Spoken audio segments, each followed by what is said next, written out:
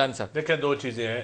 अगर खान साहब को कोई खतरात हैं बैरूनी, तो चाहिए ये थे कि पार्लियामेंट को एतमाद में लेते, पॉलिटिकल पार्टीज को इनवाइट करते, उनके साथ शेयर करते, कौम को बताते कि ये खतरात हैं, और फिर जो पॉलिटिकल पार्टी ना खड़ी होती वो एक्सपोज हो जाती। सर मुझे लगा कि ये उस मॉडल को, उस स्टाइल को फॉलो किया है। मैंने इसी अल्लाह ना करे वो अंजाम हो किसी का। जो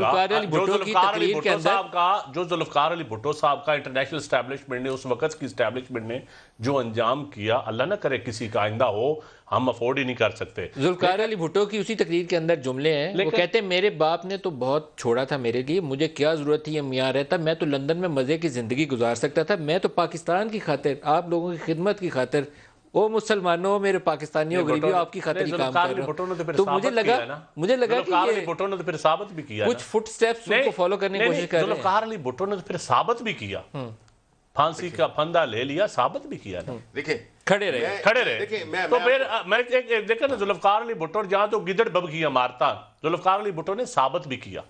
देखिए, आपको पता है चंद रोज पहले एक मिसाल पॉलिटिकल पार्टी से डायलॉग भी किए, हालांकि वो सैबोटाज हो गए डायलॉग। निजाम मुस्तफा पे तहरीक चली, फिर सैबोटाज हो गए, डायलॉग भी किए। निजाम मुस्तफा की तहरीक किसने चलवाई उस वक्त?